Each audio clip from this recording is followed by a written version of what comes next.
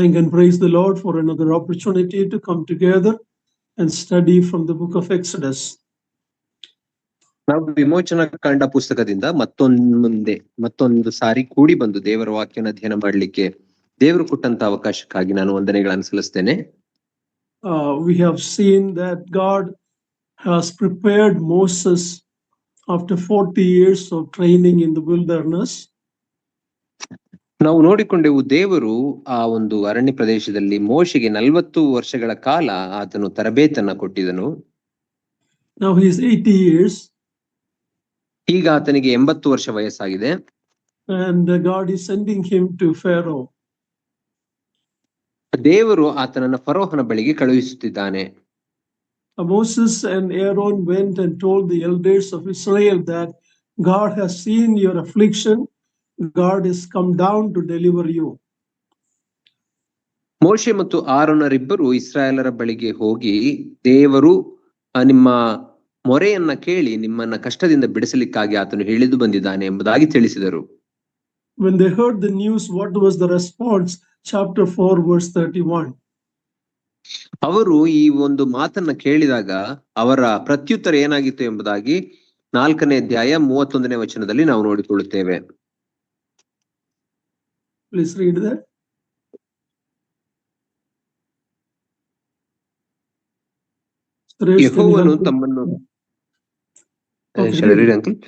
ಯೆಹೋವನು ತಮ್ಮನ್ನು ಕಟಾಕ್ಷಿಸಿ ತಮ್ಮ ದುರವಸ್ಥೆಯನ್ನು ಮನಸ್ಸಿಗೆ ತೆಗೆದುಕೊಂಡನೆಂಬುದನ್ನು ಇಸ್ರಾಯೇಲರು ಕೇಳಿದಾಗ ತಲೆಬಾಗಿ ನಮಸ್ಕರಿಸಿದರು. They were very happy to hear that news and they worshiped the Lord. ಅವರು ಈ ಮಾತನ್ನ ಕೇಳಿದಾಗ ಸಂತೋಷಪಟ್ಟರು ಮತ್ತು ಕರ್ತನನ್ನ ಆರಾಧಿಸಿದರು ಎಂಬುದಾಗಿ ನಾವು ನೋಡುತ್ತೇವೆ. In chapter 5 we see Moses and Aaron going to the Pharaoh. ಮತ್ತು 5ನೇ ಅಧ್ಯಾಯದಲ್ಲಿ ಮೋಶೆ ಮತ್ತು ಆರೋನರು ಫರೋಹನ ಬಳಿಗೆ ಹೋಗುವುದನ್ನು ನಾವು ಕಾಣುತ್ತೇವೆ. Chapter 5 to chapter 12 it's a contest with Pharaoh. Spardha, it's a contest with Pharaoh. 5ರಿಂದ 12ನೇ ಅಧ್ಯಾಯಗಳು ನಾವು ನೋಡುವಾಗ ಅವರು ಫರೋಹನೊಟ್ಟಿಗೆ ಒಂದು ಸ್ಪರ್ಧೆಯನ್ನ ಆಡುವುದನ್ನ ನಾವು ನೋಡುತ್ತೇವೆ. Actually a contest, a battle between the living God and the gods of Egypt.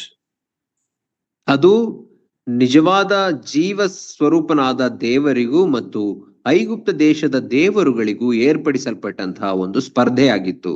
God has already told Moses that Pharaoh will not let them go easily. ದೇವರು ಈಗಾಗಲೇ ಮೋಶೆಗೆ ಹೇಳಿದ್ದನು ಏನೆಂದರೆ, ಫರೋಹನು ನಿಮ್ಮನ್ನು ಸುಲಭವಾಗಿ ಹೋಗಗೊಡಿಸುವುದಿಲ್ಲ. So there will be a battle between the real God and the gods of Egypt. ಮತ್ತು ನಿಜ ದೇವರಿಗೂ ಐಗುಪ್ತರ ದೇವರುಗಳಿಗೂ ಒಂದು ಯುದ್ಧವು ಏರ್ಪಡಿಸಲ್ಪಡುತ್ತದೆ ಎಂಬುದಾಗಿ ತಿಳಿಸಿದ್ದನು. Let us read chapter 5 verse 1 and 2. 5ನೇ ಅಧ್ಯಾಯ 1 ಮತ್ತು 2ನೇ ವಚನಗಳನ್ನು ನಾವು ಓದಿಕೊಳ್ಳೋಣ. ಬಳಿಕ ಮೋಶೆ ಆರೋನರು ಫರೋಹನ ಸ್ಥಿತಿಗೆ ಹೋಗಿ, ಇಸ್ರಾಯೇಲರ ದೇವರಾದ ಯೆಹೋವನು ನನ್ನ ಜನರು ನನಗಾಗಿ ಅರಣ್ಯದೊಳಗೆ ಜಾತ್ರೆ ನಡೆಸುವಂತೆ ಅವರಿಗೆ ಅಪ್ಪಣೆ ಕೊಡಬೇಕೆಂದು ಹೇಳಿದ್ದಾನೆ ಅಂದರು. ಅದಕ್ಕೆ ಫರೋಹನು, ಯೆಹೋವನೆಂಬವನು ಯಾರು? ನಾನು ಅವನ ಮಾತನ್ನು ಕೇಳಿ ಇಸ್ರಾಯೇಲರನ್ನು ಹೋಗಗೊಡಿಸುವುದೇಕೆ? ಯೆಹೋವನು ಯಾರೋ ನನಗೆ ಗೊತ್ತಿಲ್ಲ. ಇದು ಮಾತ್ರವಲ್ಲದೆ ಇಸ್ರಾಯೇಲರು ಹೊರಟು ಹೋಗುವುದಕ್ಕೆ ನಾನು ಒಪ್ಪುವುದೇ ಇಲ್ಲ ಅಂದನು. ಅವರು 1 and 2 uncle. Yes. So Moses and Aaron, when instead of saying we are leaving, they requested that Israel be allowed to go out into the wilderness to worship. ಫರೋಹನಿಗೆ ತಿಳಿಸದೆ ಹೊರಡುವ ಬದಲು ಅವರು ಮೋಶೆ ಮತ್ತು ಆರೋನರು ಫರೋಹನ ಅನುಮತಿಯನ್ನ ಕೇಳುತ್ತಾರೆ. ಏನಂದ್ರೆ, ನಾವು ಅರಣ್ಯಕ್ಕೆ ಹೋಗಿ ದೇವರನ್ನ ಆರಾಧಿಸಲಿಕ್ಕೆ ಅನುಮತಿ ಕೊಡು ಎಂಬುದಾಗಿ. In verse 2 we see two response of Pharaoh. 2ನೇ ಅಧ್ಯಾಯದಲ್ಲಿ ಫರೋಹನಿಂದ ಕೊಡಲ್ಪಟ್ಟಂತಹ 2 ಪ್ರತ್ಯುತ್ತರಗಳನ್ನು ನಾವು ಕಾಣುತ್ತೇವೆ. One, his response is, who is the Lord? I don't know him. ಮೊದಲನೆಯ ಪ್ರತ್ಯುತ್ತರ ಅಥವಾ ಆತನ ಉತ್ತರ ಏನಾಗಿತ್ತಂದರೆ, ಯೆಹೋವನು ಯಾರೋ ನನಗೆ ಗೊತ್ತಿಲ್ಲ. It is very important for people to know who the Lord is, who God is. ಜನರಿಗೆ ದೇವರು ಯಾರು, ಯೆಹೋವನು ಯಾರು ಎಂಬುದನ್ನು ತಿಳಿದುಕೊಳ್ಳುವುದು ಅವಶ್ಯಕತೆ ಇದೆ.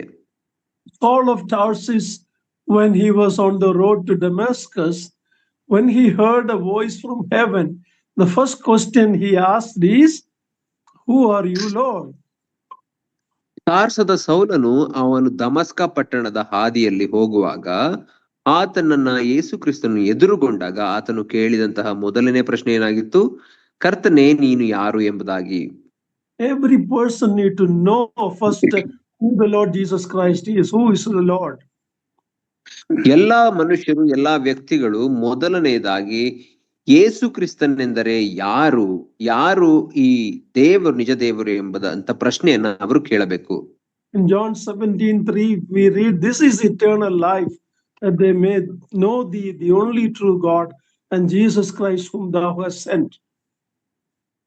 ಯೋಹನ್ನ ಸುವಾರ್ತೆ 17ನೇ ಅಧ್ಯಾಯ 3ನೇ ವಚನದಲ್ಲಿ ನಾವು ಹೀಗೆ ನೋಡುತ್ತೇವೆ, ಏನೆಂದರೆ ನಿಜ ದೇವರಾದಂತಹ ನಿನ್ನನ್ನು ನೀನು ಕಳುಹಿಸಿಕೊಟ್ಟಂತಹ ಯೇಸು ಕ್ರಿಸ್ತನನ್ನ ನಂಬುವುದೇ ನಿತ್ಯ ಜೀವ ಎಂಬುದಾಗಿ ನಾವು ಅಲ್ಲಿ ಓದುತ್ತೇವೆ. Nobody can be saved without knowing who is the true and living God. ಯಾರು ನಿಜ ದೇವರು, ಜೀವ ಸ್ವರೂಪನಾದ ದೇವರು ಯಾರು ಎಂಬುದನ್ನ ತಿಳಿದುಕೊಳ್ಳದೆ ರಕ್ಷಣೆ ಹೊಂದಲು ಸಾಧ್ಯವಿಲ್ಲ. Now in Pharaoh's answer that who is the Lord, I don't know, we see his arrogance. ಯೆಹೋವನು ಯಾರೋ ನನಗೆ ಗೊತ್ತಿಲ್ಲ ಎಂಬುದಾಗಿ ಫರೋಹನು ಕೊಟ್ಟ ಉತ್ತರದಲ್ಲಿ ಆತನ ಅಹಂಕಾರವನ್ನು ನಾವು ಕಾಣುತ್ತೇವೆ. And the second part of his response is even worse. He says, "Even if I know, I will not let them go." ಎರಡನೆಯ ಪ್ರತ್ಯುತ್ತರ ಏನಾಗಿತ್ತು? ಆತನು ಒಂದು ವೇಳೆ ನನಗೆ ಗೊತ್ತಿದ್ದರೂ ಸಹ ನಾನು ಇಸ್ರಾಯೇಲರನ್ನ ಹೋಗಗೊಡಿಸುವುದಿಲ್ಲ ಎಂಬುದಾಗಿ ಹೇಳ್ತಾನೆ.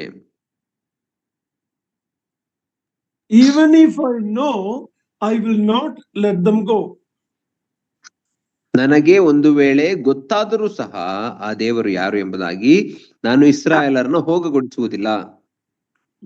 See, this is man's pagan, sinful man's problem. Romans 1, we read, the judgment of God is coming from heaven, because even though they know God, who is the creator, they do not honor him or thank him. ಇದೇ ಒಬ್ಬ ಪ್ರಾಕೃತ ಮನುಷ್ಯನ ಅಥವಾ ಅನ್ಯ ಮನುಷ್ಯನ ಅಥವಾ ಯೇಸು ಕ್ರಿಸ್ತನನ್ನ ತಿಳಿಯದ ಮನುಷ್ಯನ ಒಂದು ಸಮಸ್ಯೆ ಆಗಿದೆ. ಏನೆಂದರೆ ರೋಮಾಪುರದವರಿಗೆ ಬರೆದ ಪತ್ರಿಕೆ 1ನೇ ಅಧ್ಯಾಯದಲ್ಲಿ ನಾವು ನೋಡುವ ಹಾಗೆ ದೇವರಿಂದ ನ್ಯಾಯ ತೀರ್ಪು ಬರುವಂತದ್ದಾಗಿದ್ದರೂ ಸಹ ಅವರು ದೇವರನ್ನ ತಿಳಿದುಕೊಳ್ಳಲು ಮನಸ್ಸು ಮಾಡಲಿಲ್ಲ ಅಥವಾ ತಿಳಿದುಕೊಳ್ಳಲು ಇಷ್ಟಪಡಲಿಲ್ಲ ಎಂಬುದಾಗಿ ಓದುತ್ತೇವೆ. God has revealed himself to every person, first of all through the natural revelation in the nature. ದೇವರು ಪ್ರತಿ ಮನುಷ್ಯನಿಗೂ ತನ್ನ ಕುರಿತಾಗಿ ಆತನು ಪ್ರಕಟಣೆ ಮಾಡಿಕೊಂಡಿದ್ದಾನೆ. ಹೇಗೆಂದರೆ ಅದು ನೈಸರ್ಗಿಕವಾಗಿ ಅಥವಾ ಪ್ರಕೃತಿಯ ಮೂಲಕ ತನ್ನನ್ನ ತಾನು ತನ್ನ ಸೃಷ್ಟಿಯ ಮೂಲಕ ಪ್ರಕಟಿಸಿಕೊಂಡಿದ್ದಾನೆ.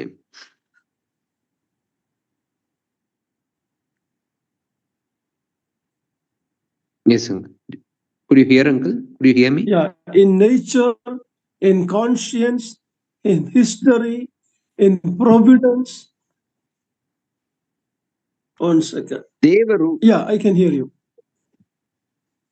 ದೇವರು ತನ್ನನ್ನ ತಾನು ತನ್ನ ಸೃಷ್ಟಿಯ ಮೂಲಕ, ಮನುಷ್ಯನಿಗೆ ತಾನು ಕೊಟ್ಟಿರುವಂತಹ ಮನಸ್ಸಾಕ್ಷಿಯ ಮೂಲಕ ಮತ್ತು ತಾನು ಒದಗಿಸುವುದರ ಮೂಲಕ ತಾನು ಎಂಥವನಾಗಿದ್ದಾನೆ ಎಂಬುದನ್ನ ಸಾಮಾನ್ಯವಾಗಿ ಎಲ್ಲರಿಗೂ ತಿಳಿಯುವ ಹಾಗೆ ಪ್ರಕಟಿಸಿಕೊಂಡಿದ್ದಾನೆ. But the idol worshipping people reject the revelation and worship idols. That is why God's judgment will come from heaven. ಆದರೆ ಮೂರ್ತಿ ಆರಾಧಕರಾದಂತಹ, ವಿಗ್ರಹ ಆರಾಧಕರಾದಂತಹ ಜನರು ಆ ದೇವರ ಪ್ರಕಟಣೆಯನ್ನ ತಿರಸ್ಕರಿಸುವವರಾಗಿ ಆತನನ್ನು ಬೇಡವೆನ್ನುವ ಕಾರಣ ಅವರ ಮೇಲೆ ನ್ಯಾಯ ತೀರ್ಪು ಬರುತ್ತದೆ. Bible says God gives rain to the just and the unjust. He is good to everyone. His providence is there. Still man reject that revelation. ಸತ್ಯವೇದ ಹೇಳುತ್ತದೆ, ದೇವರು ಒಳ್ಳೆಯವರ ಮೇಲೂ ಕೆಟ್ಟವರ ಮೇಲೆಯೂ ತನ್ನ ಮಳೆಯನ್ನ ಸುರಿಸುತ್ತಾನೆ. ಆತನ ಒದಗಿಸುವಿಕೆಯು ಪ್ರತಿ ಮಾನವನಿಗೂ ಉಚಿತವಾಗಿ ಪ್ರಕೃತಿಯ ಮೂಲಕ, ಸೃಷ್ಟಿಯ ಮೂಲಕ ಕೊಡಲ್ಪಟ್ಟಿದೆ. ಆದಾಗ್ಯೂ ಮನುಷ್ಯನು ತಿರಸ್ಕರಿಸುತ್ತಾನೆ.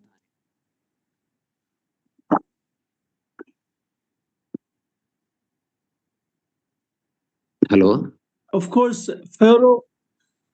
Pharaoh was considered a god in Egypt. ನಾವು ನೋಡುವಾಗ ಫರೋಹನನ್ನ ಐಗುಪ್ತ ದೇಶದಲ್ಲಿ ದೇವರು ಎಂಬುದಾಗಿ ಜನರು ನೆನೆಸುತ್ತಿದ್ದರು. He has no knowledge of the true and living God. ಆತನಿಗೆ ನಿಜ ದೇವರು ಜೀವ ಸ್ವರೂಪನಾದ ದೇವರ ಪರಿಚಯ ಇರಲಿಲ್ಲ. Now this Pharaoh is telling, I will not let Israelites go.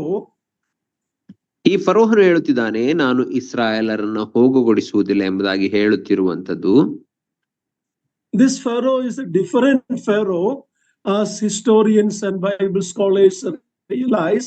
It is not the Pharaoh of chapter 1 verse 8, where that Pharaoh wanted to kill all the male of Israel. ಇತಿಹಾಸಕಾರರು ಮತ್ತು ಸತ್ಯವೇದ ಪಂಡಿತರು ವಿಜ್ಞಾನಿಗಳು ಹೇಳುವ ಪ್ರಕಾರ ಈ ಫರೋಹನು ಬೇರೆಯ ಫರೋಹನಾಗಿದ್ದಾನೆ. ನಾವು ವಿಮೋಚನ ಕಾಂಡ 1ನೇ ಅಧ್ಯಾಯ 8ನೇ ವಚನದಲ್ಲಿ ನೋಡುವಂತಹ ಇಸ್ರಾಯೇಲರ ಎಲ್ಲಾ ಗಂಡು ಮಕ್ಕಳನ್ನ ಕೊಲ್ಲಬೇಕು ಎಂಬುದಾಗಿ ಬಯಸಿದಂತಹ ಆ ಫರೋಹನೇ ಬೇರೆ. ಈಗ ಇಲ್ಲಿ 5ನೇ ಅಧ್ಯಾಯದಲ್ಲಿ ನೋಡುತ್ತಿರುವ ಈ ಫರೋಹನೇ ಬೇರೆ ಎಂಬುದಾಗಿ ಅಭಿಪ್ರಾಯ ಪಡುತ್ತಾರೆ. For this Pharaoh, Israelites were a commodity for his slavery, for making bricks and building for him. ಈ ಫರೋಹನಿಗೆ ಬ್ರದರ್ ರೆಫರೆನ್ಸ್ ಹೇಳಿ ಬ್ರದರ್. I'm sorry. ವಿಮೋಚನ ಕಾಂಡ 1ನೇ ಅಧ್ಯಾಯ 8ನೇ ವಚನ. Chapter 1 verse 8. That Pharaoh is different. What we see the Pharaoh in chapter 5 is different. 1ನೇ ಅಧ್ಯಾಯ 8ನೇ ವಚನದಲ್ಲಿ ನೋಡುವಂತಹ ಫರೋಹನು ಮತ್ತು ಈ 5ನೇ ಅಧ್ಯಾಯದಲ್ಲಿ ನೋಡುವಂತಹ ಫರೋಹ ಇಬ್ಬರು ಬೇರೆಯ ಫರೋಹರಾಗಿದ್ದಾರೆ. Of course, 80 years has passed from since then. That was at the time of Moses' birth. Now Moses is 80 years old. Remember that. ಮೋಶೆಯ ಜನನ 1ನೇ ಅಧ್ಯಾಯದಲ್ಲಿ ನಾವು ನೋಡುವಾಗ ಅಲ್ಲಿಗೂ ಮೋಶೆ ಈಗ 80 ವರ್ಷ ಪ್ರಾಯದವನಾಗಿದ್ದಾನೆ. ಇಲ್ಲಿಗೂ 80 ವರ್ಷಗಳು ಕಳೆದಿದೆ. ಈಗ ಇರುವ ಫರೋಹನು ಬೇರೆಯವನು. You're muted, uncle. In a short time, Pharaoh would become acquainted with the God of Israel in a very terrible way. ಇನ್ನು ಕೆಲವೇ ಸಮಯಗಳಲ್ಲಿ ಈ ಫರೋಹನಿಗೆ ಇಸ್ರಾಯೇಲರ ಅಥವಾ ಸತ್ಯ ದೇವರ ಪರಿಚಯ ಅದು ಭಯಂಕರ ರೀತಿಯಲ್ಲಿ ಆಗುವಂತದ್ದಾಗಿದೆ. And then only he will let them go. ಆಗ ಮಾತ್ರ ಆತನು ಇಸ್ರಾಯೇಲರನ್ನು ಹೋಗಗೊಳಿಸುತ್ತಾನೆ. Okay, verse 3. 3ನೇ ವಚನ. ಅವರು ಅವನಿಗೆ, ಇಬ್ರಿಯರ ದೇವರು ನಮ್ಮನ್ನು ಎದುರುಗೊಂಡನು. ಅಪ್ಪಣೆಯಾದರೆ ನಾವು ಅರಣ್ಯದಲ್ಲಿ 3 ದಿವಸ ಪ್ರಯಾಣದಷ್ಟು ದೂರ ಹೋಗಿ ನಮ್ಮ ದೇವರಾದ ಯೆಹೋವನಿಗೋಸ್ಕರ ಯಜ್ಞ ಮಾಡಿ ಬರುವೆವು. ಮಾಡದೆ ಹೋದರೆ ಆತನು ನಮ್ಮನ್ನು ವ್ಯಾಧಿಯಿಂದಲೋ ಕತ್ತಿಯಿಂದಲೋ ಸಂಹಾರ ಮಾಡಾನು ಎಂದು ಹೇಳಿದರು. God's worship involved separation. ದೇವರನ್ನು ಆರಾಧಿಸಬೇಕಾದರೆ ತಮ್ಮನ್ನ ಪ್ರತ್ಯೇಕಿಸಿಕೊಳ್ಳುವ ಅವಶ್ಯಕತೆ ಇದೆ. Let's read verse 4 and 5. 4 ಮತ್ತು 5ನೇ ವಚನ. ಐಗುಪ್ತರ ಅರಸನು ಅವರಿಗೆ, ಮೋಶೆಯೇ, ಆರೋನನೇ, ಈ ಜನರು ತಮ್ಮ ಕೆಲಸವನ್ನು ಓದಿ Naveen.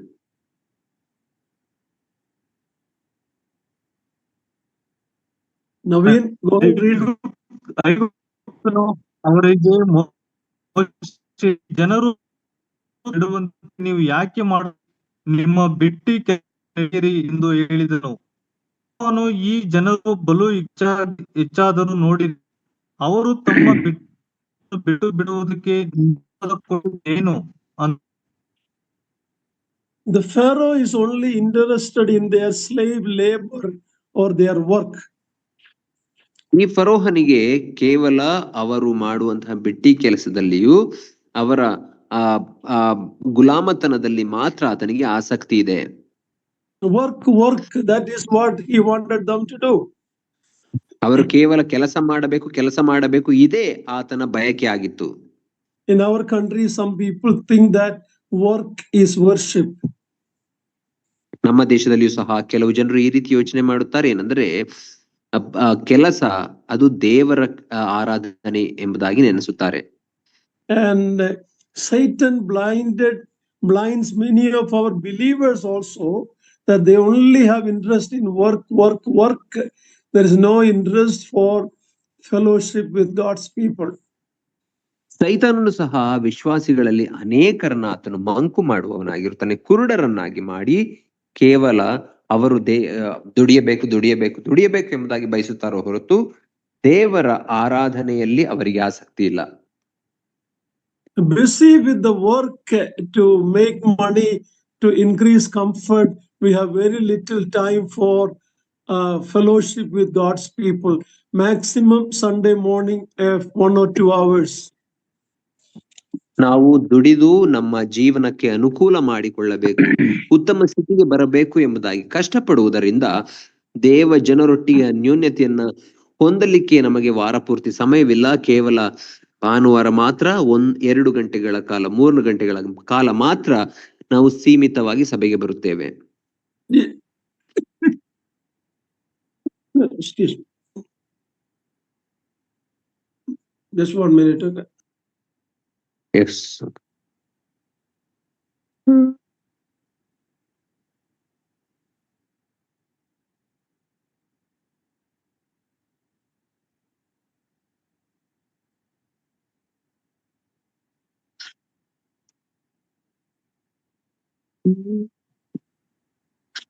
Just pardon me. I just have a severe cough, so please pardon me.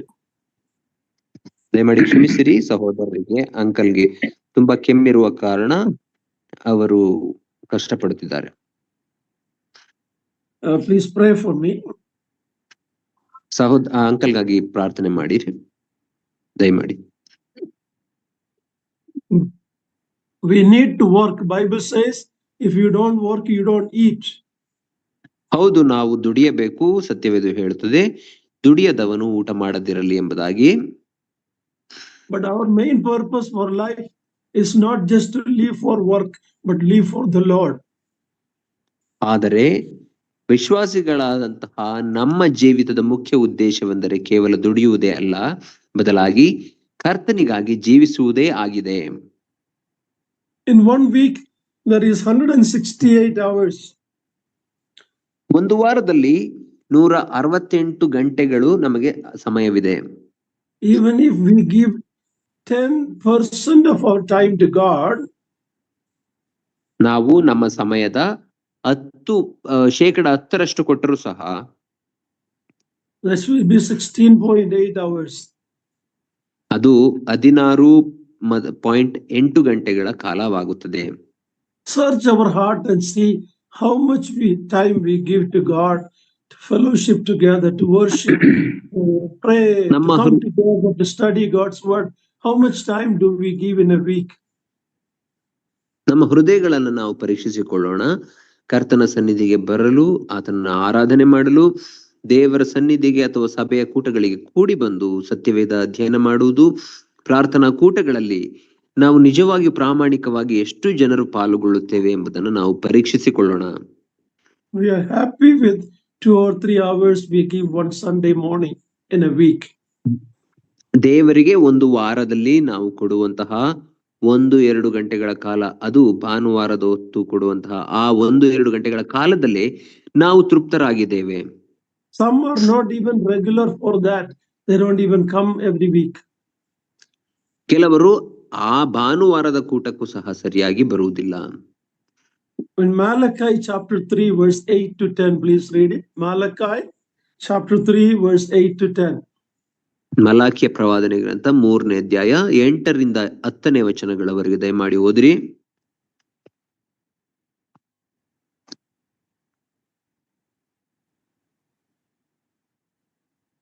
ಮೂರು 8ರಿಂದ 10. ಎಷ್ಟಿದೆ ಬ್ರದರ್? 3ನೇ ಅಧ್ಯಾಯ 8ರಿಂದ 10.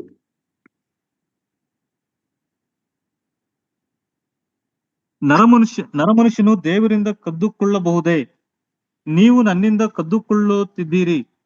ನಿನ್ನಿಂದ ಏನು ಕದ್ದುಕೊಂಡಿದ್ದೇವೆ ಎಂದು ಕೇಳುತ್ತೀರೋ? ದಶಮಾಂಶ ನನಗೋಸ್ಕರ ಪ್ರತ್ಯೇಕಿಸಬೇಕಾದ ಪದಾರ್ಥ. ಇವುಗಳನ್ನೇ ನೀವು, ಅಂದರೆ ಈ ಜನಾಂಗದವರೆಲ್ಲ ನಿನ್ನಿಂದ ಕದ್ದುಕೊಳ್ಳುವವರಾದ ಕಾರಣ ಶಾಪಗ್ರಸ್ತರಾಗಿದ್ದೀರಿ. What a severe indictment that God is telling about his people, that they are robbing him. ದೇವರು ತನ್ನ ಜನರ ಮೇಲೆ ಹೊರಿಸುತ್ತಿರುವಂತಹ ಆಪಾದನೆಯನ್ನು ನಾವು ನೋಡುವಾಗ ಅವರು ದೇವರನ್ನೇ ಅಥವಾ ದೇವರಿಗೆ ಕೊಡಬೇಕಾದದನ್ನೇ ಅಪಹರಿಸುತ್ತಿದ್ದಾರೆ. Don't think it is only money, but it is also our time. ಕೇವಲ ನಾವು ಹಣವನ್ನು ಮಾತ್ರ ದೇವರಿಗೆ ಕೊಟ್ಟರೆ ಸಾಕು ಎಂಬುದಾಗಿ ನೆನೆಸಬೇಡ್ರಿ, ನಮ್ಮ ಸಮಯವೂ ಸಹ ಆತನಿಗೆ ಕೊಡಬೇಕು. Today's young generation is mostly addicted to work. ಇಂದಿನ ಯುವ ಪೀಳಿಗೆಯನ್ನು ನಾವು ನೋಡುವಾಗ ಅವರು ದುಡಿಮೆಗೆ ಅವರು ಹೋಗಿದ್ದಾರೆ ಅಥವಾ ಮೈಗೂಡಿಸಿಕೊಂಡಿದ್ದಾರೆ. It is a tactics of Satan. Pharaoh is a picture of Satan. ಸೈತಾನನ ಒಂದು ತಂತ್ರ ಅದಾಗಿದೆ. ಫರೋಹನು ಸಹ ಸೈತಾನನಿಗೆ ಸೂಚನೆ ಆಗಿದ್ದಾನೆ. Let us not rob God. Even when our time we have to give an account to God. ನಾವು ದೇವರಿಂದ ಕದ್ದುಕೊಳ್ಳಬಾರದು, ಯಾಕಂದ್ರೆ ನಮ್ಮ ಸಮಯದ ಲೆಕ್ಕವನ್ನು ಸಹ ನಾವು ದೇವರಿಗೆ ಕೊಡಬೇಕಾಗಿದೆ. Pharaoh only want people to work. Moses, why are you disturbing the people? Let them work. ಫರೋಹನು ಕೇವಲ ಆ ಜನರು ಇಸ್ರಾಯೇಲರು ದುಡಿಯಬೇಕು ಎಂಬುದಾಗಿ ಬಯಸಿದನು. ಮೋಶೆ ಆರೋನರೇ, ಯಾಕೆ ಜನರನ್ನ ತಲೆ ಕೆಡಿಸುತ್ತಿದ್ದೀರಿ, ಅವರು ದುಡಿಯಲಿ ಎಂಬುದಾಗಿ ಹೇಳಿದನು. Why we miss God's blessing? Because we've been robbing God. ಯಾಕೆ ನಾವು ದೇವರ ಆಶೀರ್ವಾದವನ್ನ ಕಳೆದುಕೊಳ್ಳುತ್ತೇವೆ ಅಂದರೆ ನಾವು ದೇವರಿಂದ ಕದ್ದುಕೊಳ್ಳುತ್ತಿದ್ದೇವೆ. The only labor that will last for eternity is given in 1 Corinthians 15:58. ನೀವು ಕರ್ತನಲ್ಲಿ ಪಡುವ ಪ್ರಯಾಸ ವ್ಯರ್ಥವಲ್ಲ. See, we should all realize that all other labor will end when we leave this world. 1 ಕೊರಿಂಥ 15ನೇ ಅಧ್ಯಾಯ 52ನೆಯ ವಚನದಲ್ಲಿ ನಿರಂತರಕ್ಕೂ ನಿಲ್ಲುವಂತಹ ದುಡಿಮೆ ಯಾವುದು ಎಂಬುದಾಗಿ ಅಲ್ಲಿ ತಿಳಿಸಲ್ಪಟ್ಟಿದೆ. ನಾವು ಕರ್ತನಿಗಾಗಿ ದುಡಿಯುವಂತದ್ದು ಅದು ನಿರಂತರಕ್ಕೂ ನಿಲ್ಲುವಂತದ್ದಾಗಿದೆ. So Pharaoh told Moses, let the people go back to the brickyard making bricks. ಫರೋಹನು ಮೋಶೆಗೆ ಹೇಳಿದನು, ಈ ಜನರು ಇಟ್ಟಿಗೆ ಮಾಡಲಿಕ್ಕೆ ತಮ್ಮ ಸ್ಥಳಗಳಿಗೆ ಹೋಗುವ ಹಾಗೆ ಅವರಿಗೆ ಆಜ್ಞಾಪಿಸು ಎಂಬುದಾಗಿ ಹೇಳಿದನು. Let's read verse 6 to 8. Exodus 6ರಿಂದ 8ನೇ ವಚನ. ವಿಮೋಚನ ಕಾಂಡ 5ನೇ ಅಧ್ಯಾಯ 6ರಿಂದ 8ನೇ ವಚನವನ್ನು ಓದಿಕೊಳ್ಳೋಣ. ಆ ದಿನದಲ್ಲಿ ಫರೋಹನು ಬಿಟ್ಟಿ ಮಾಡಿಸುವ ಅಧಿಕಾರಿಗಳಿಗೂ ಮೇಸ್ತ್ರಿಗಳಿಗೂ, ಇನ್ನು ಮೇಲೆ ನೀವು ಆ ಜನರಿಗೆ ಇಟ್ಟಿಗೆ ಮಾಡುವುದಕ್ಕೆ ಹುಲ್ಲನ್ನು ಕೊಡಕೂಡದು, ಅವರೇ ಹೋಗಿ ಹುಲ್ಲನ್ನು ಕೂಡಿಸಿಕೊಳ್ಳಲಿ. ಆದರೂ ಅವರು ಈವರೆಗೆ ಮಾಡಿದ ಇಟ್ಟಿಗೆಗಳ ಲೆಕ್ಕವನ್ನು ಮುಂದೆಯೂ ಒಪ್ಪಿಸಬೇಕು, ಅದನ್ನು ಕಡಿಮೆ ಮಾಡಕೂಡದು. ಅವರು ಮೈಗಳ್ಳರಾದದರಿಂದ ನಾವು ಹೋಗಿ ನಮ್ಮ ದೇವರಿಗೆ ಯಜ್ಞವನ್ನು ಮಾಡಿ ಬರುವುದಕ್ಕೆ ಅಪ್ಪಣೆಯಾಗಬೇಕೆಂದು ಕೇಳಿಕೊಳ್ಳುತ್ತಾರೆ. Pharaoh thought that Israelites were asking for a holiday. Looks like they are not working hard enough. They just wanted to take a holiday like that. So he's telling, no, they are lazy, let them work. And now he is so cruel, he won't give the raw materials to make the brick, but they have to go and search the straw and make and do not reduce the number of the bricks. What a horrible master.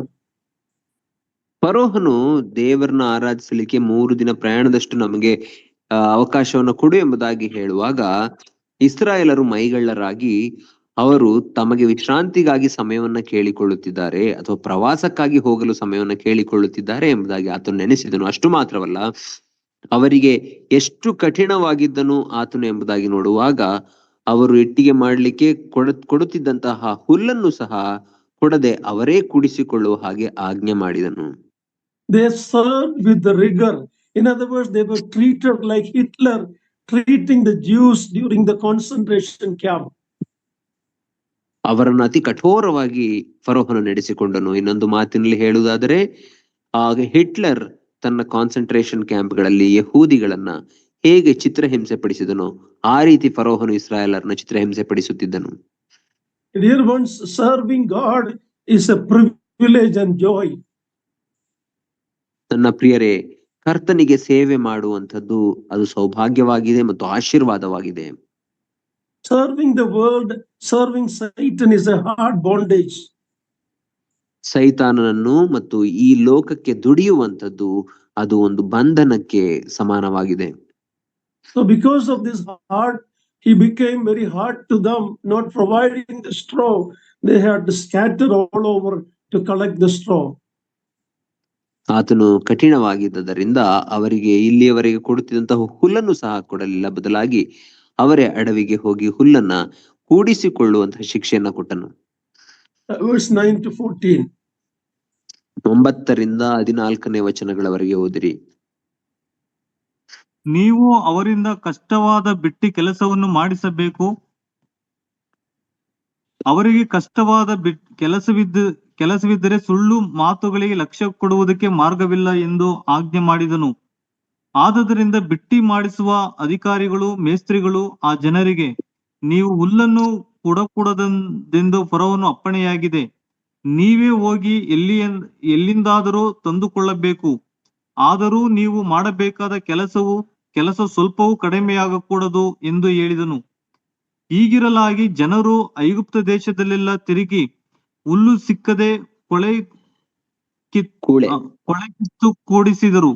ಬಿಟ್ಟಿ ಮಾಡಿಸುವವರು ನಿಮಗೆ ಹುಲ್ಲಿದ್ದ ಕಾಲದಲ್ಲಿ ಹೇಗೋ ಹಾಗೆ ಪ್ರತಿದಿನದ ಕೆಲಸವನ್ನು ಆಯಾ ದಿನದಲ್ಲಿ ಮುಗಿಸಬೇಕೆಂದು ಹೇಳಿ ಅವರು ತ್ವರೆಪಡಿಸಿದರು. ಫರೋಹನು ಅಧಿಕಾರಿಗಳು ತಾವೇ ನೇಮಿಸಿದ ಇಸ್ರೇಲ್ ಮೇಸ್ತ್ರಿಗಳಿಗೆ, ನೀವು ಮುಂಚೆ ಇಟ್ಟಿಗೆಗಳ ಲೆಕ್ಕವನ್ನು ಒಪ್ಪಿಸಿದಂತೆ ನಿನ್ನೆ ಇವತ್ತು ಯಾಕೆ ಒಪ್ಪಿಸಲಿಲ್ಲ ಎಂದು ಹೇಳಿ ಅವರನ್ನು ಹೊಡೆಸಿದರು.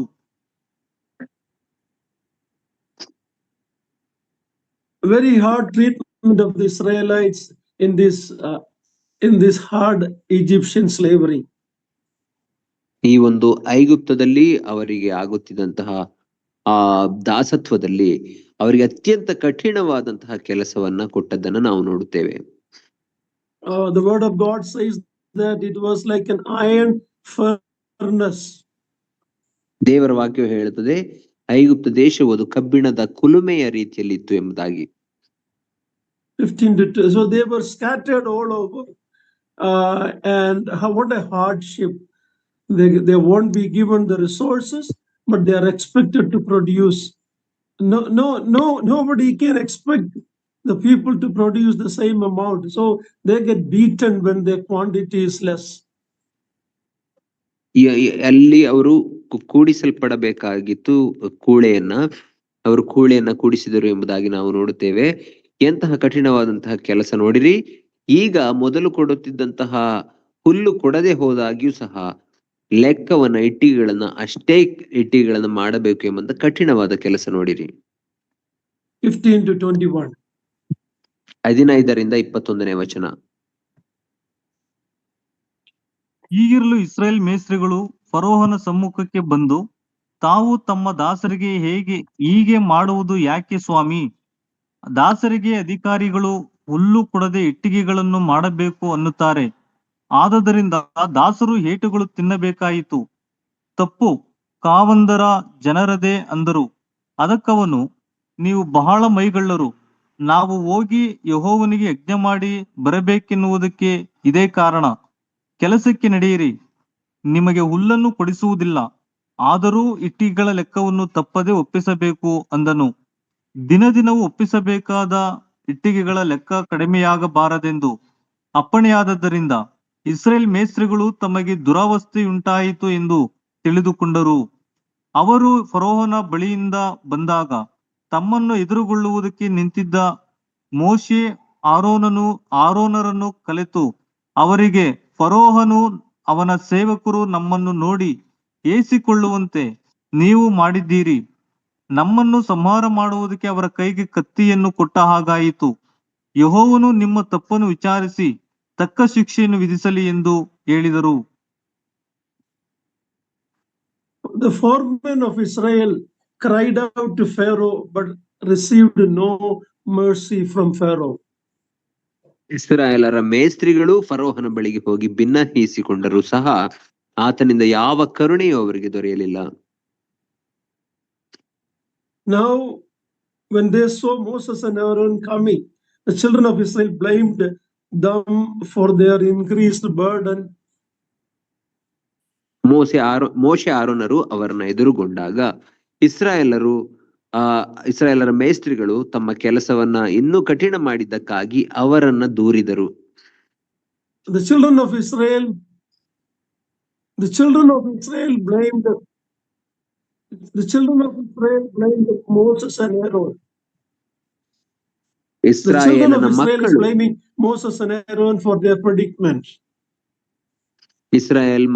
ಇಸ್ರಾಯೇಲನ ಮಕ್ಕಳು ಮೋಶೆ ಮತ್ತು ಆರೋನರನ್ನ ತಮಗೆ ಉಂಟಾದ ದುರವಸ್ಥೆಗಾಗಿ ಅವರನ್ನ ದೂರುತ್ತಿದ್ದಾರೆ.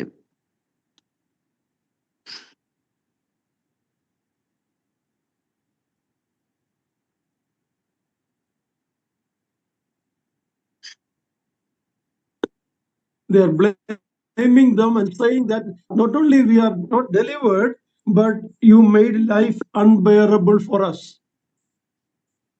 ಅವರು ಮೋಶೆ ಮತ್ತು ಆರೋನರ ಮೇಲೆ ದೂರು ಹೇಳುವವರಾಗಿ ಅವರಿಗೆ ಈ ರೀತಿ ಹೇಳಿದರು, ನೀವು ಫರೋಹನು ನಮ್ಮನ್ನ ಸಂಹರಿಸುವ ಹಾಗೆ ಆತನ ಕೈಗೆ ಕತ್ತಿಯನ್ನು ಕೊಟ್ಟದ್ದು ಮಾತ್ರವಲ್ಲ, ನಮ್ಮ ಕೆಲಸವನ್ನ ಇನ್ನೂ ಕಠಿಣವಾಗಿ ಮಾಡಿದಿರಿ ಎಂಬುದಾಗಿ ದೂರುತ್ತಿದ್ದಾರೆ. Even problem comes from within our own people, it will be more difficult. How Moses might have felt. ನಮ್ಮ ಸ್ವಂತ ಜನರಿಂದಲೇ ನಮಗೆ ಕಷ್ಟಗಳು ಬರುವಾಗ ಅದನ್ನ ಬಗೆಹರಿಸಿಕೊಳ್ಳುವುದು ಕಷ್ಟವಾಗುತ್ತದೆ ಅಲ್ಲವೇ? ಅದೇ ರೀತಿಯಲ್ಲಿ ಮೋಶೆಗೆ ಹೇಗೆ ಅನ್ನಿಸಿರಬಹುದು? Internal problem from own people is more serious than persecution from outside. ನಮ್ಮ ಸ್ವಂತ ಜನರಿಂದಲೇ ಬರುವಂತಹ ಆಂತರಿಕ ಸಮಸ್ಯೆಗಳು ಅದು ಹೊರಗಿನಿಂದ ಬರುವಂತಹ ಹಿಂಸೆಗಳಿಗೂ ಮಿಗಿಲಾದವು ಅಥವಾ ಕಠಿಣವಾದವುಗಳಾಗಿರುತ್ತವೆ. Verse 22 and 23. 22-23ನೇ ವಚನ. ಆಗ ಮೋಶೆ ಯೆಹೋವನ ಬಳಿಗೆ ತಿರುಗಿ ಬಂದು, ಸ್ವಾಮಿ, ಈ ಜನರಿಗೆ ಯಾಕೆ ಕೇಡನ್ನು ಮಾಡಿದ್ದಿ? ನನ್ನನ್ನು ಕಳುಹಿಸಿದ್ದು ಯಾಕೆ? ನಾನು ಫರೋಹನ ಬಳಿಗೆ ಹೋಗಿ ನಿನ್ನ ಹೆಸರಿನಲ್ಲಿ ಮಾತಾಡಿದಂದಿನಿಂದ ಅವನು ಈ ಜನರಿಗೆ ಕೇಡನ್ನೇ ಮಾಡುತ್ತಾನಲ್ಲ, ನೀನು ನಿನ್ನ ಜನರನ್ನು ಎಷ್ಟು ಮಾತ್ರವೂ ತಪ್ಪಿಸಲೇ ಇಲ್ಲ ಅಂದನು. ಅದಕ್ಕೆ the people are complaining to Moses about Moses. Moses is complaining to God. ಜನರು ಮೋಶೆಗೆ ದೂರು ಹೇಳಿದರು, ಈಗ ಮೋಶೆ ದೇವರ ಬಳಿಗೆ ಹೋಗಿ ದೂರು ಹೇಳುತ್ತಿದ್ದಾನೆ. Moses cannot see the entire picture. ಮೋಶೆಗೆ ಇಲ್ಲಿ ಸಂಪೂರ್ಣ ಚಿತ್ರಣ ಕಾಣುತ್ತಿಲ್ಲ.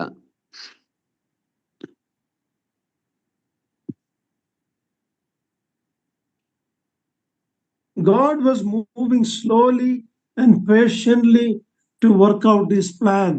It's difficult for Moses to understand that.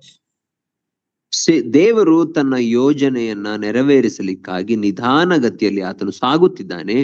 ಆದರೆ ಇದನ್ನು ಅರ್ಥ ಮಾಡಿಕೊಳ್ಳಲಿಕ್ಕೆ ಮೋಶೆಗೆ ಕಷ್ಟವಾಯಿತು.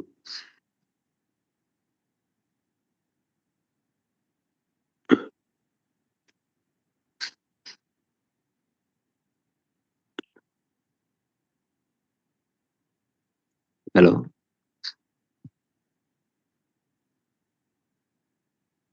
ಹಲೋ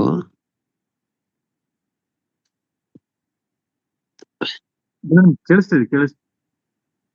ಓಕೆ, ಸರಿ Naveen.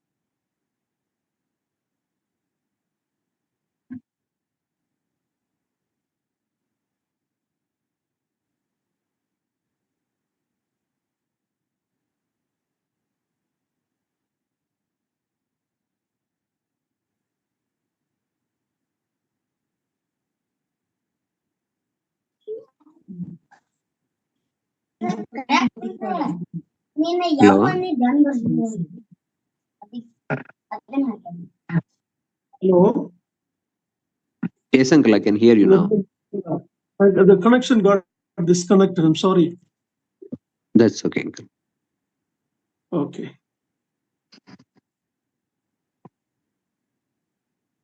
God is working slowly, patiently, but Moses don't have the patience.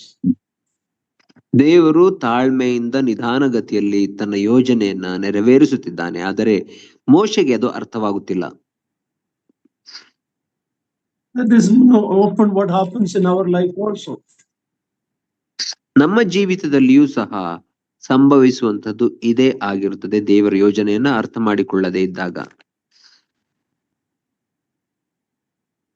We are living in an instant everything society and world where we want God's answer instantly. ನಾವು ಎಲ್ಲವೂ ದಿಢೀರನೆ ಆಗಬೇಕು ಎಂಬುದಾಗಿ ಬಯಸುವಂತಹ ಕಾಲದಲ್ಲಿ ನಾವು ಜೀವಿಸುತ್ತಿದ್ದೇವೆ. ದೇವರ ಉತ್ತರವೂ ಸಹ ದಿಢೀರನೆ ಬೇಕು ಎಂಬುದಾಗಿ ನಾವು ಬಯಸುತ್ತೇವೆ.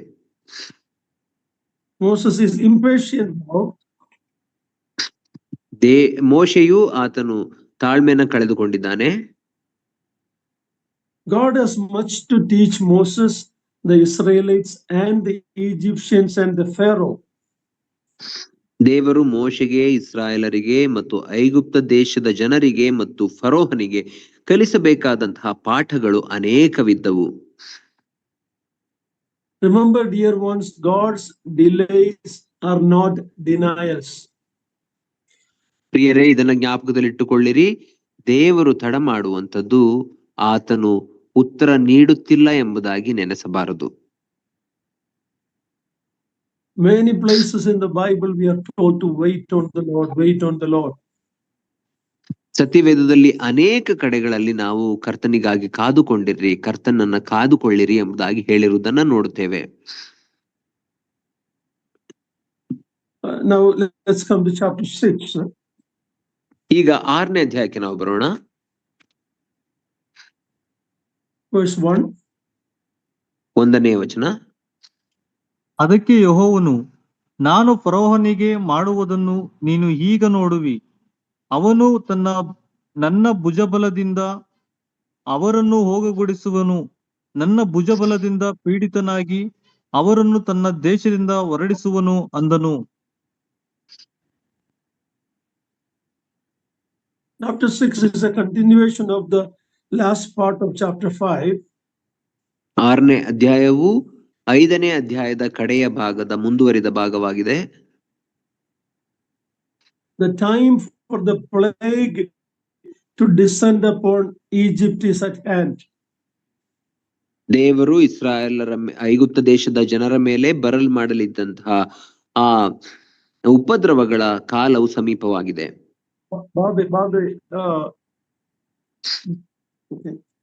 And the battle is going to begin with the real God and the gods of Egypt. ಸತ್ಯ ದೇವರಿಗೂ ಐಗುಪ್ತ ದೇಶದ ದೇವರುಗಳಿಗೂ ಇನ್ನೇನು ಯುದ್ಧವು ಪ್ರಾರಂಭವಾಗುವುದಿದೆ.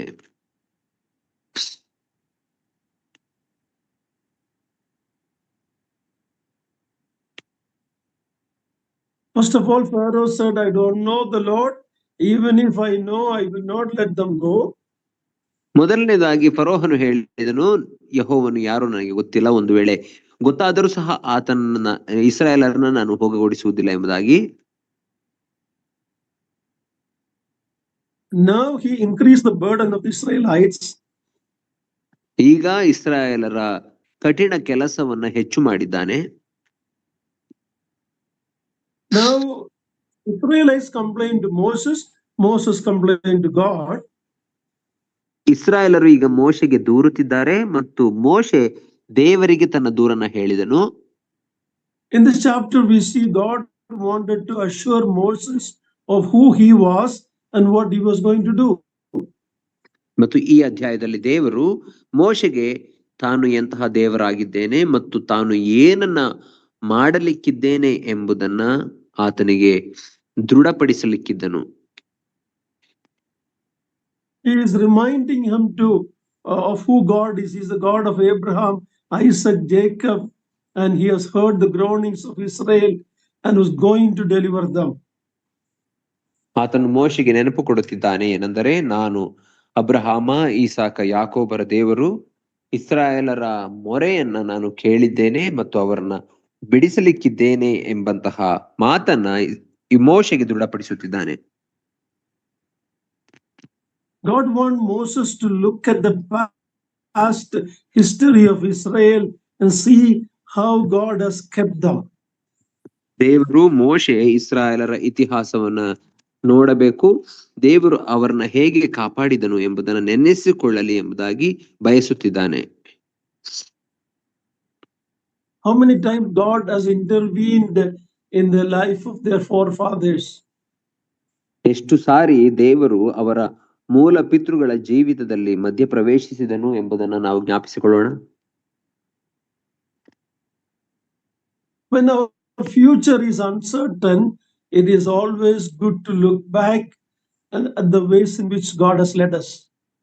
ನಮ್ಮ ಭವಿಷ್ಯದ ಕುರಿತಾಗಿ ನಮಗೆ ಗೊಂದಲ ಇರುವಾಗ ದೇವರು ನಮ್ಮನ್ನ ಇಲ್ಲಿಯವರೆಗೆ ಹೇಗೆ ನಡೆಸಿಕೊಂಡು ಬಂದಿದ್ದಾನೆ ಎಂಬುದಾಗಿ ಒಮ್ಮೆ ನಾವು ಹಿಂತಿರುಗಿ ನೋಡಬೇಕು.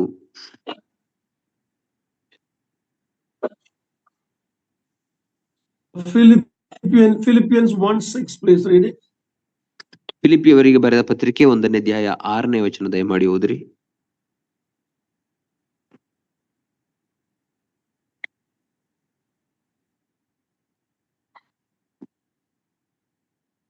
ಈ ಒಳ್ಳೆ ಕೆಲಸವನ್ನು ನಿಮ್ಮಲ್ಲಿ ಪ್ರಾರಂಭಿಸಿದಾತನು ಅದನ್ನು ನಡೆಸಿಕೊಂಡು ಯೇಸು ಕ್ರಿಸ್ತನು ಬರುವ ದಿನದೊಳಗಾಗಿ ಸಿದ್ಧಿಗೆ ತರುವನೆಂದು ನನಗೆ ಭರವಸೆ ಉಂಟು.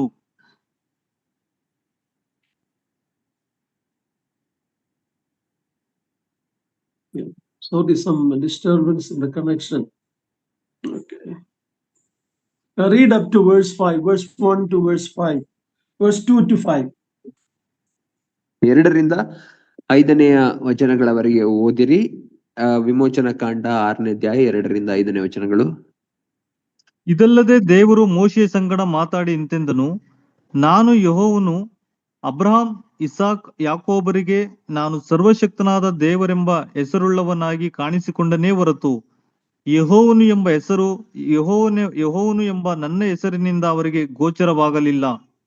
ನಾನು ಅವರಿಗೆ ನೀವು ಪ್ರವಾಸವಾಗಿರುವ ಕಾನಾನ್ ದೇಶವನ್ನು ನಿಮಗೆ ಕೊಡುವೆನೆಂಬುದಾಗಿ ದೃಢವಾಗಿ ವಾಗ್ದಾನ ಮಾಡಿದ್ದೇನಷ್ಟೇ. ಐಗುಪ್ತರು ದಾಸರನ್ನಾಗಿ ಮಾಡಿಕೊಂಡಿರುವ ಇಸ್ರಾಯೇಲ್ಯರು ಗೋಳು ಈಗ ನನಗೆ ಕೇಳಿಸಿತು. ನಾನು ಮಾಡಿದ 6ರವರೆಗೆ. ಆದದರಿಂದ ನೀನು ಇಸ್ರಾಯೇಲರಿಗೆ ನನ್ನ ಹೆಸರಿನಲ್ಲಿ ಹೇಳಬೇಕಾದರೆ 5ನೇವರೆಗೆ 5 ವಚನ ಅಷ್ಟೇ. God is telling Moses that he had appeared to their forefathers as God Almighty El Shaddai. ದೇವರು ಮೋಶೆಗೆ ಹೇಳುತ್ತಿದ್ದಾನೆ, ನಾನು ನಿಮ್ಮ ಮೂಲ ಪಿತೃಗಳಿಗೆ ಅಬ್ರಹಾಮ, ಇಸಾಕ, ಯಾಕೋಬರಿಗೆ ನನ್ನ ನಿಜ ಹೆಸರಿನಿಂದ ಪ್ರಕಟಿಸಿಕೊಳ್ಳಲಿಲ್ಲ, ಬದಲಾಗಿ ನಾನು ಸರ್ವಶಕ್ತನಾದ ದೇವರು ಅಥವಾ ನನ್ನ ಹೆಸರಾದ ಎಲ್ ಶಡಾಯ್ ದೇವರು ಎಂಬುದಾಗಿ ನಾನು ಪ್ರಕಟಿಸಿಕೊಂಡೆನು ಎಂಬುದಾಗಿ ತಿಳಿಸುತ್ತಿದ್ದಾನೆ. Now God is going to reveal by his name Jehovah. ಈಗ ದೇವರು ತನ್ನ ಹೆಸರಾದಂತಹ ಯೆಹೋವನು ಎಂಬ ಹೆಸರನ್ನ ಅವರಿಗೆ ಪ್ರಕಟಿಸಿಕೊಳ್ಳುತ್ತಿದ್ದಾನೆ.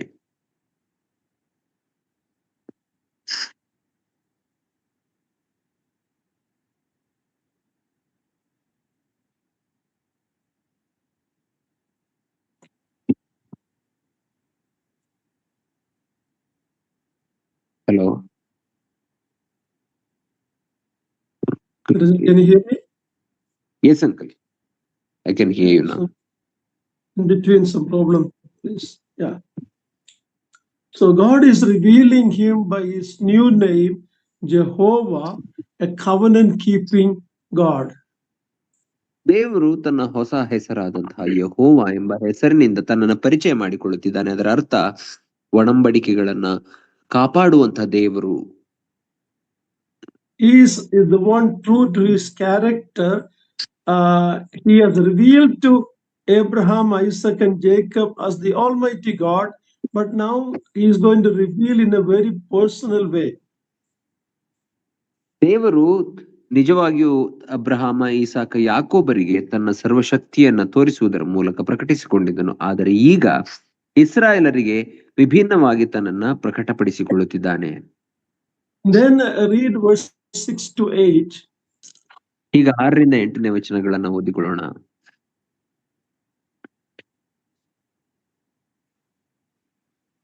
ಆದುದರಿಂದ ನೀನು ಇಸ್ರಾಯೇಲರೊಳಗೆ ನನ್ನ ಹೆಸರಿನಲ್ಲಿ ಹೇಳಬೇಕಾದದ್ದೇನೆಂದರೆ, ನಾನು ಯೆಹೋವನು. ಐಗುಪ್ತರು ನಿಮ್ಮಿಂದ ಮಾಡಿಸುವ ಬಿಟ್ಟಿ ಕೆಲಸಗಳನ್ನು ನಾನು ತಪ್ಪಿಸಿ ಅವರಲ್ಲಿ ನಿಮಗಿರುವ ದಾಸತ್ವವನ್ನು ತೊಲಗಿಸಿ ನನ್ನ ಕೈಚಾಚಿ ಅವರಿಗೆ ಮಹಾಶಿಕ್ಷೆಗಳನ್ನು ವಿಧಿಸಿ ನಿಮ್ಮನ್ನು ರಕ್ಷಿಸುವೆನು. ನಾನು ನಿಮ್ಮನ್ನು ನನ್ನ ಪ್ರಜೆಯೆಂದು ಆರಿಸಿಕೊಂಡು ನಿಮಗೆ ದೇವರಾಗಿರುವೆನು. ಐಗುಪ್ತರು ಮಾಡಿಸುವ ಬಿಟ್ಟಿ ಸೇವೆಯನ್ನು ನಾನು ನಿಮಗೆ ತಪ್ಪಿಸಿದಾಗ ಯೆಹೋವನು ಎಂಬ ನಾನೇ ನಿಮ್ಮ ದೇವರಾಗಿದ್ದೇನೆಂಬುದು ನಿಮಗೆ ತಿಳಿದು ಬರುವುದು. ಇದಲ್ಲದೆ ಅಬ್ರಹಾಂ, ಇಸಾಕ್, ಯಾಕೋಬರಿಗೆ ಕೊಡುವೆನೆಂದು ನಾನು ಪ್ರಮಾಣವಾಗಿ ಹೇಳಿದ ದೇಶಕ್ಕೆ ನಿಮ್ಮನ್ನು ಸೇರಿಸಿ ಅದನ್ನು ನಿಮಗೆ ಸ್ವದೇಶವನ್ನಾಗಿ ಕೊಡುವೆನು. ಯೆಹೋವನೇ ನಾನು, ಹೀಗೆ ಅವರಿಗೆ ಹೇಳು ಅಂದನು. Verse 6 to 8, we have the 7 I will of God. 6ರಿಂದ 8ನೇ ವಚನಗಳವರೆಗೆ ದೇವರು ನಾನು ಎಂಬುದಾಗಿ 7 ಬಾರಿ ಹೇಳಿಕೊಂಡಿರುವುದನ್ನು ನಾವು ಕಾಣುತ್ತೇವೆ. It is the 7 I will of God's redemption. ಇಲ್ಲಿ 7 ಬಾರಿ ದೇವರ ಬಿಡುಗಡೆಯ ನಾನು ಬಿಡುಗಡೆ ಮಾಡುತ್ತೇನೆ ಎಂಬಂತಹ ಮಾತುಗಳನ್ನು ನಾವು ಕಾಣುತ್ತೇವೆ. Starts and ends with I am the Lord. ಈ ಒಂದು ಅಧ್ಯಾಯವು ಕೊನೆಗೊಳ್ಳುವುದು ನಾನೇ ದೇವರಾಗಿದ್ದೇನೆ ಎಂಬುದಾಗಿ ಹೇಳುವುದರ ಮೂಲಕ. This must have been a great encouragement to Moses. ಈ ಒಂದು ಆನಂದ ಬ್ರದರ್ ಅವರು ವಿಡಿಯೋ ಇದು ಆಡಿಯೋ ಮ್ಯೂಟ್ ಮಾಡಿ ದಯವಿಟ್ಟು.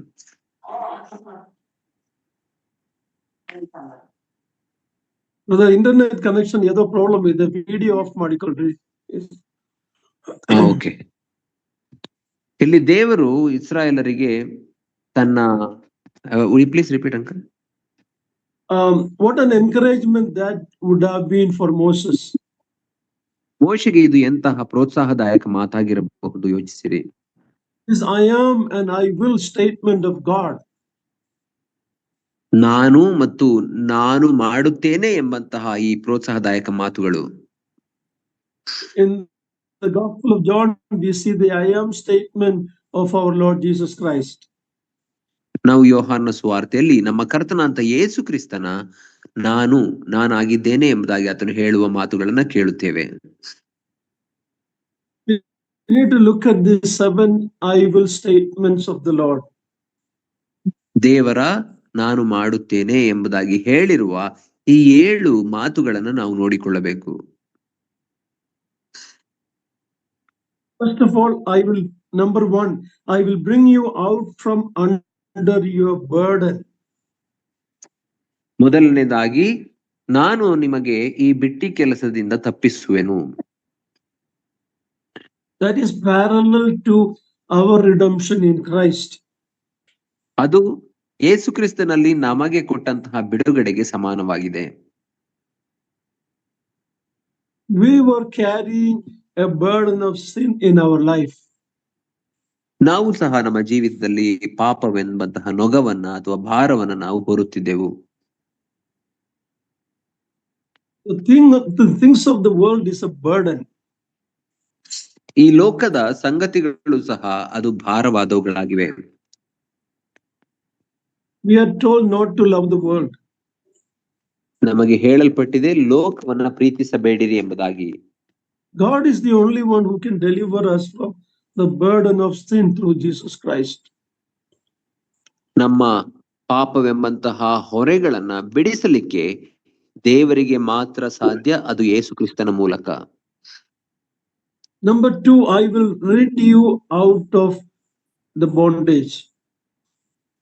ಎರಡನೆಯ ಮಾಡುತ್ತೇನೆ ಎಂಬುದಾಗಿ ಹೇಳುವ ಮಾತೇನೆಂದರೆ, ನಾನು ನಿಮ್ಮನ್ನ ಐಗುಪ್ತ ದೇಶದ ದಾಸತ್ವದಿಂದ ಬಿಡಿಸುವೆನು. If you have seen the movie Pilgrim Progress, you see the man carrying a big burden on his back. Only when he came to the cross, that burden rolled away. ನಾವು ನೋಡುವಾಗ ಪಿಲ್ಗ್ರಿಮ್ಸ್ ಪ್ರೋಗ್ರೆಸ್ ಅಥವಾ ಪ್ರವಾಸಿಯ ಆ ಒಂದು ಪ್ರಯಾಣ ಎಂಬುದಾಗಿ ನಾವು ನೋಡುವ ಆ ಒಂದು ಫಿಲಂ ಅಲ್ಲಿ ಅಥವಾ ಮೂವಿಯಲ್ಲಿ ಆತನು ಶಿಲುಬೆಯ ಬುಡದ ಬಳಿಗೆ ಬಂದಾಗ ಮಾತ್ರ ಆತನ ಮೇಲಿದ್ದಂತಹ ಆ ಹೊರೆಯು ಉರುಳಿ ಹೋಗುವುದನ್ನು ನಾವು ಕಾಣುತ್ತೇವೆ. Rolled away, my sins burden is rolled away at Calvary. ಉರುಳಿ ಹೋಯಿತು ನನ್ನ ಪಾಪದ ಹೊರೆಯು ಉರುಳಿ ಹೋಯಿತು ಕಲ್ವಾರಿ ಗುಡ್ಡದಲ್ಲಿ. Third, I will redeem you with an outstretched arm. ಮೂರನೇದಾಗಿ ನಾನು ನನ್ನ ಕೈ ಚಾಚಿ ನಿಮ್ಮನ್ನ ರಕ್ಷಿಸುವೆನು. The arm of the Lord is mighty. ದೇವರ ಕೈ ಅದು ಬಲವುಳ್ಳದಾಗಿದೆ. Read Isaiah chapter 53:1. There is statement, who was it relieved? The arm of the Lord. ಯೆಶಾಯ 53ನೇ ಅಧ್ಯಾಯ 1ನೇ ವಚನವನ್ನ ನಾವು ನೋಡುವಾಗ ದಯಮಾಡಿ ಓದಿರಿ. ಅದರಲ್ಲಿ ದೇವರ ಬಾಹುಗಳು ಹೇಗೆ ಬಿಡುಗಡೆ ಮಾಡಿದವು ಎಂಬುದನ್ನು ನಾವು ಅಲ್ಲಿ ಓದಿಕೊಳ್ಳುತ್ತೇವೆ. ಯೆಶಾಯ 53:1. ನಾವು ಕೇಳಿದ ಸಂಗತಿಯನ್ನು ನಮ್ಮಲ್ಲಿ ಯಾರು ನಂಬಿದರು? ಯೆಹೋವನ ಬಾಹುವು ಯಾರಿಗೆ ಗೋಚರವಾಗಿತ್ತು? The Israelites were redeemed by the mighty power of God's arm. ಇಸ್ರಾಯೇಲರು ದೇವರ ಬಾಹು ಬಲದಿಂದ ಅವರು ಬಿಡುಗಡೆ ಹೊಂದಿದರು. But for you and I, that arm was nailed to a tree and he hung on a tree. ಆದರೆ ನನಗಾಗಿ ನಿನಗಾಗಿ ಆ ಬಲವುಳ್ಳಂತಹ ಹಸ್ತವು ಶಿಲುಬೆ ಮೇಲೆ ಜಡಿಯಲ್ಪಟ್ಟಿತು ಮತ್ತು ನನಗಾಗಿ ನಿನಗಾಗಿ ತೂಗಾಡಿತ್ತು. 2 Corinthians 13:4. Read it. 2 ಕೊರಿಂಥದವರಿಗೆ ಬರೆದ ಪತ್ರಿಕೆ 13ನೇ ಅಧ್ಯಾಯ 4ನೇ ವಚನ. ದಯಮಾಡಿ ಓದಿರಿ.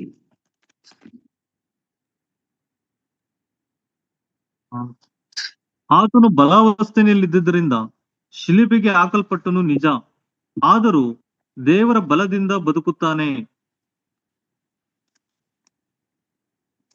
Jesus Christ was... Yeah, complete, brother. ನಾವು ಸಹ ಆತನ ಬಲಹೀನಾವಸ್ಥೆಯಲ್ಲಿ ಪಾಲುಗಾರರಾಗಿದ್ದೇವೆ, ಆದರೂ ಆತನೊಂದಿಗೆ ದೇವರ ಬಲದಿಂದ ಬದುಕೋರಾಗಿದ್ದೇವೆ. ಇದು ನಿಮಗೆ ತೋರಿ ಬರುವುದು. Imagine the Almighty God whose arm is so powerful that delivered the children of Israel. That arm, it was nailed to a tree as if he was helpless. ಆಲೋಚಿಸಿರಿ, ದೇವರ ಸರ್ವಶಕ್ತನಾದಂತಹ ದೇವರ ಬಲವುಳ್ಳಂತಹ ಆ ಬಾಹುಗಳು ಅಥವಾ ಕೈಗಳು ಶಿಲುಬೆ ಮೇಲೆ ನನಗಾಗಿ ನಿನಗಾಗಿ ಜಡಿಯಲ್ಪಟ್ಟವು. ಯಾರೋ ಬಲಹೀನನ ರೀತಿಯಲ್ಲಿ ಆತನು ನಮಗಾಗಿ ನಿಮಗಾಗಿ ಜಡಿಯಲ್ಪಟ್ಟನು. The people around the cross challenged him to come down. Then we will believe you, but he did not come down. He hung there. He paid the price completely. His arm was nailed there as if he was powerless, but God raised him from the dead with the resurrection power, and he is living today for you and me. ಶಿಲುಬೆಯ ಸುತ್ತ ನಿಂತಿದ್ದಂತಹ ಜನರು, ನೀನು ದೇವಕುಮಾರನಾಗಿದ್ದರೆ ಇಳಿದು ಬಾ, ಆಗ ನಂಬುತ್ತೇವೆ ಎಂಬುದಾಗಿ ಹೇಳಿದರು. ಆದರೆ ಆತನು ಇಳಿದು ಬರಲಿಲ್ಲ. ಆದರೆ ಆತನು ಮೃತಿ ಹೊಂದಿ ಉಣಲ್ಪಟ್ಟಾಗ ದೇವರು ಆತನನ್ನ 3ನೇ ದಿನದಲ್ಲಿ ಮೃತ್ಯುಂಜಯನಾಗಿ ಎದ್ದು ಬರುವ ಹಾಗೆ ಮಾಡಿದನು. ಅದರ ಮೂಲಕ ಆತನು ತಾನು ಸರ್ವಶಕ್ತನಾಗಿದ್ದೇನೆ ಎಂಬುದನ್ನು ಆತನು ತೋರಿಸಿದನು. The fourth I will is, I will take you to be for a people, for my people. ಇಲ್ಲಿ ವಿಮೋಚನಾ ಕಾಂಡ 6ನೇ ಅಧ್ಯಾಯದಲ್ಲಿ ಆತನು ಹೇಳುವಂತಹ 4ನೆಯ ನಾನು ಮಾಡುತ್ತೇನೆ ಎಂಬುದಾಗಿ ಹೇಳುವ ಮಾತು, ಅದು ನಾನು ನಿಮ್ಮನ್ನ ಆ ವಾಗ್ದಾನ ದೇಶಕ್ಕೆ ಕರೆದುಕೊಂಡು ಹೋಗುತ್ತೇನೆ ಎಂಬುದಾಗಿ ಹೇಳುತ್ತಿದ್ದಾನೆ. Take you as my people. ನನ್ನ ಜನರನ್ನಾಗಿ ನಿಮ್ಮನ್ನ ತೆಗೆದುಕೊಳ್ಳುತ್ತೇನೆ ಎಂಬುದಾಗಿ ಹೇಳುತ್ತಿದ್ದಾನೆ. Imagine God who lifted us up from the muck and miry kesaru of sin and made us his sons by faith in Jesus Christ. ದೇವರು ಪಾಪವೆಂಬಂತಹ ಕೆಸರಿನಲ್ಲಿ ಬಿದ್ದಿದಂತಹ ನಮ್ಮನ್ನ ಎತ್ತಿ ತನ್ನ ಮಗನಾದಂತಹ ಯೇಸು ಕ್ರಿಸ್ತನ ಮೂಲಕ ತನ್ನ ಮಕ್ಕಳನ್ನಾಗಿ ಮಾಡಿಕೊಂಡಿದ್ದಾನೆ. And John was describing that in 1 John 3, he says, behold, what manner of love that we will be called. The Father has bestowed upon us that we should be called the children of God. ಯೋಹಾನನು ಅದನ್ನ ತನ್ನ 3ನೇ ಪತ್ರಿಕೆಯಲ್ಲಿ 1ನೇ ಅಧ್ಯಾಯದಲ್ಲಿ ಆತನು ತಿಳಿಸುತ್ತಾನೆ, ದೇವರ ಮಕ್ಕಳು ಎಂಬಂತಹ ಹೆಸರನ್ನ ನಮಗೆ ಕೊಡುವುದರಲ್ಲಿ ದೇವರು ಎಂತಹ ಪ್ರೀತಿಯನ್ನ ನಮ್ಮ ಮೇಲೆ ಇಟ್ಟಿದ್ದಾನೆ ನೋಡಿರಿ ಎಂಬುದಾಗಿ ಹೇಳುತ್ತಾನೆ.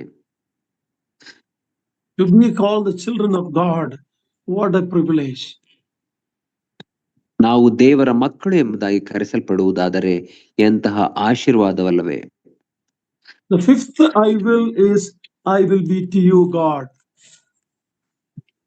5ನೇಯ ನಾನು ಮಾಡುತ್ತೇನೆ ಅಥವಾ ಬಿಡಿಸುತ್ತೇನೆ ಎಂಬಂತಹ ಮಾತು, ನಾನು ನಿಮ್ಮೊಟ್ಟಿಗೆ ಇರುತ್ತೇನೆ. I will be your God. ನಾನೇ ನಿಮ್ಮ ದೇವರಾಗಿರುತ್ತೇನೆ. Bible says, blessed is the nation whose God is the Lord. ಸತ್ಯವೇದವು ಹೇಳುತ್ತದೆ, ಯೆಹೋವನು ಯಾರಿಗೆ ದೇವರಾಗಿದ್ದಾನೋ ಅಂತವರು ಧನ್ಯರು ಎಂಬುದಾಗಿ. Especially living in a country like ours, where multitudes, crores of people who do not know God, who worship a snake and cow and idols. What a privilege that this God is our God. ಮುಖ್ಯವಾಗಿ ನಮ್ಮಂತಹ ದೇಶದಲ್ಲಿ ವಾಸಿಸುತ್ತಾ ಇರುವಂತಹ ನಾವು ಸರ್ಪಗಳನ್ನ, ಹಸುವನ್ನ ಮತ್ತು ಅನೇಕ ಮೂರ್ತಿಗಳನ್ನ ಪೂಜೆ ಮಾಡುವಂತಹ ಇಂತಹ ಭಾರತ ದೇಶದಲ್ಲಿ ಇದ್ದುಕೊಂಡು ನಾವು ನಿಜ ದೇವರ ಮಕ್ಕಳು ಎಂಬುದಾಗಿ ಕರೆಯಲ್ಪಡುವಂಥದ್ದು ಎಂತಹ ಆಶೀರ್ವಾದವಲ್ಲವೇ. Number 6, I will bring you into the land. 6ನೇಯದಾಗಿ ನಾನು ನಿಮ್ಮನ್ನ ವಾಗ್ದಾನ ದೇಶಕ್ಕೆ ಸೇರಿಸುತ್ತೇನೆ. The land for Israelites is Canaan. ದೇವರು ಇಸ್ರಾಯೇಲರಿಗೆ ಕೊಟ್ಟಂತಹ ದೇಶ ಅದು ಕಾನಾನ್ ದೇಶ. It is the promised land. ಅದು ದೇವರು ವಾಗ್ದಾನ ಮಾಡಿದಂತಹ ದೇಶ. It is a promised land for the earthly people of God, Israelites. ಅದು ಭೂಲೋಕದ ಇಸ್ರಾಯೇಲರಿಗೆ ದೇವರು ಮಾಡಿದಂತಹ ವಾಗ್ದಾನ ದೇಶವಾಗಿತ್ತು. If only the United Nations and Israel enemies around them understand that it is a God-given land to them, how much bloodshed, how much battle, how much terrorism, how much evil could have been avoided if we recognize Israel. ವಿಶ್ವಸಂಸ್ಥೆ ಮತ್ತು ಇಸ್ರಾಯೇಲ್ ದೇಶದ ಸುತ್ತಲಿರುವಂತಹ ಇಸ್ರಾಯೇಲರ ಶತ್ರು ರಾಷ್ಟ್ರಗಳು ಆ ಇಸ್ರಾಯೇಲ್ ದೇಶವು ದೇವರು ಇಸ್ರಾಯೇಲರಿಗೆ ವಾಗ್ದಾನ ಮಾಡಿಕೊಟ್ಟಂತಹ ದೇಶ ಎಂಬಂತಹ ಸತ್ಯವನ್ನ ಮನಗಂಡಿದ್ದರೆ ಎಷ್ಟು ದೊಡ್ಡದಾದಂತಹ ರಕ್ತಪಾತ, ಎಷ್ಟು ದೊಡ್ಡದಾದಂತಹ ಸಾವು ನೋವುಗಳು, ಯುದ್ಧಗಳು ಮತ್ತು ಎಂತಹ ದೊಡ್ಡ ಭಯೋತ್ಪಾದನಾ ಕೃತ್ಯಗಳನ್ನ ತಡೆಯಬಹುದಿತ್ತಲ್ಲವೇ. Why such a small country is become the center of the world's problem? Why Israel is a burdensome stone for the people around God? Because it is God-given land for Israel. ಯಾಕೆ ಇಸ್ರಾಯೇಲ್ ಎಂಬಂತ ಈ ಪುಟ್ಟ ದೇಶ ಇಡೀ ಪ್ರಪಂಚದ ಸಮಸ್ಯೆಗಳಿಗೆ ಅದು ಕೇಂದ್ರ ಬಿಂದುವಾಗಿದೆ ಮತ್ತು ತನ್ನ ಸುತ್ತಮುತ್ತಲಿರುವಂತಹ ರಾಷ್ಟ್ರಗಳಿಗೆ ಯಾಕೆ ಅದು ಒಂದು ತಲೆನೋವಿನ ರೀತಿಯಲ್ಲಿ ಅಥವಾ ಭಾರದ ರೀತಿಯಲ್ಲಿ ಇದೆ ಎಂಬುದಾಗಿ ನೋಡುವಾಗ, ಯಾಕೆಂದರೆ ಆ ಸ್ಥಳವು ದೇವರು ಇಸ್ರಾಯೇಲರಿಗೆ ವಾಗ್ದಾನ ಮಾಡಿ ಕೊಟ್ಟಿರುವಂತಹ ಸ್ಥಳವಾಗಿದೆ.